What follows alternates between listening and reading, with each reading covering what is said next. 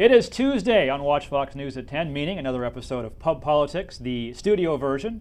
Joel Sawyer here for a second straight week on the Republican side, filling in for Wes. Phil Bailey on the Democratic side, constant, consistent. There's a rumor it may change next week. It may change next week. It's unconfirmed. Phil may be on a well-deserved vacation, but until then, the billion-dollar graphic package. Phil and Joel now the co-hosts of Pub Politics this week.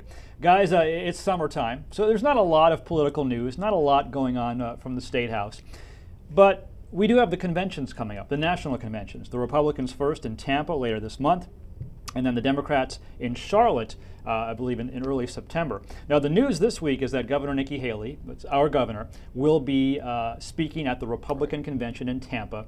Not really a surprise considering nationwide, Joel, she's considered a rising star in the party. Sure, she absolutely is. I mean, I think that, she represents, a new voice for the Republican Party. South Carolina is I think, very proud of her, and, we'll be very proud to see her featured at the convention in such a prominent role. In a situation like that, I mean, obviously there are going to be a lot of big-name speakers. Sure. Condoleezza Rice, John McCain. Obviously, you'll have whoever the VP candidate is, and Romney will eventually speak as well. So, is it a situation where she's going to deliver the party message? Is it something she'll want to maybe set herself apart from everybody else and kind of announce to the world, hey, I'm Nikki Haley, maybe a future candidate for this party? Keep going.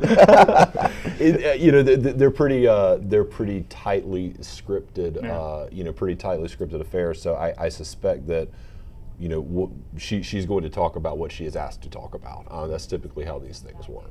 Phil, I didn't really mean to break you up there with my question, but if you want to jump in, go right ahead. Yeah, I think it's just funny, Nikki Haley for president. One thing that we do know is that now that she's been named as a speaker at the convention, that pretty much means she's off the list for any potential vice presidential nod. But we knew that. Well, but she's still going around. This is an opportunity for once again to increase her nationwide celebrity while she forgets about the problems we have here in South Carolina. I don't think she'll be talking about our 9.4% unemployment rate that she's responsible for. I don't think she'll be talking about the worst in the nation public school system. She will be up there essentially plugging Nikki Haley and maybe selling some books.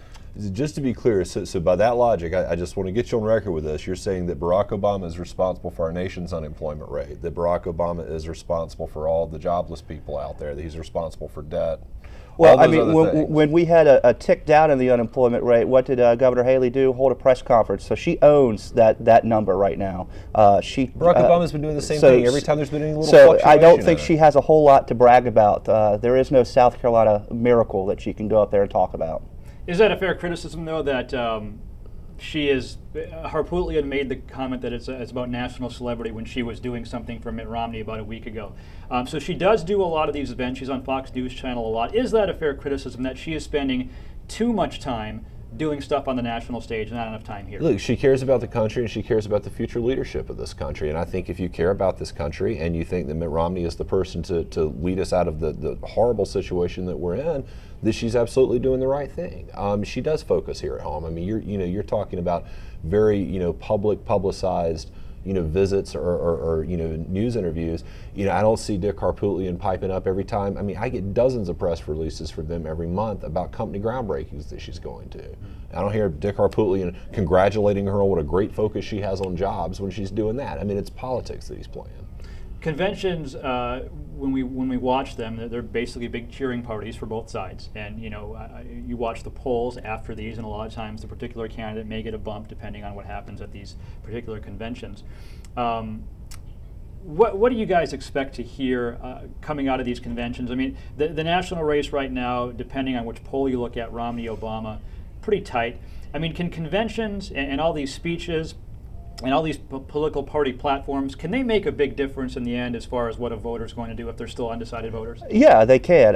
You have a good convention, it's a good springboard for your campaign. You have a bad convention, it's usually a bad sign for your campaign. Bad convention meaning, what would be a bad convention? Let's see, 1988 was not a good convention for the Democrats, and we lost that.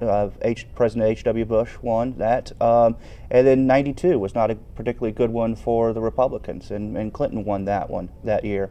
What you're seeing are 3-day-long infomercials for the two political parties. Deliver their message at a time when average voters are really starting to pay attention to the process. So is it key to have maybe good speakers and good speeches as opposed to, or is it all about the actual candidate himself, the presidential candidate? No, I mean, it's about the candidate, but you also want to have people there who can articulate the message of the vision of the party.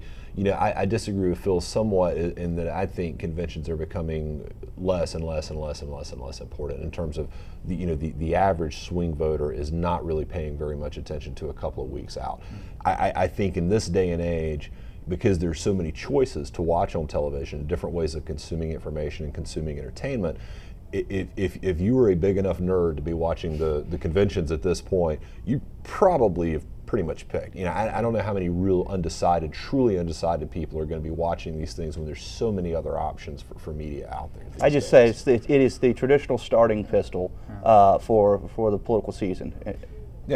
Yeah, I'd agree with that. And having the Democratic convention in Charlotte, it's big for our area. Whether you're Republican or Democrat, I mean, a lot of people come in here, a lot of people in the area. Look, I'm glad to have them here. It'll make it all the better when we beat Barack Obama in North Carolina this time. Any idea who Romney's going to pick as a vice presidential candidate, Joel? I mean, the conventional wisdom is either Paulini, Portman. You hear Jindal talked about some. You hear Paul Ryan talked about some. Rubio. My wish is for Rubio, but it doesn't look like that's the way it's going right now. All right. Well, we've got a couple of weeks before the convention start, and obviously a couple of months before the big election. We'll talk about it all right here on Pub Politics. PubPoliticsLive.com is the website where you can find these guys at various pubs across the Midlands, and of course every Tuesday, usually right here on Watch Fox News at 10. Phil, Constant, thank you very much. Thank you. Joel, thanks again for stopping by. Phil and Joel, Pub Politics. We'll see you guys next week. Back to you.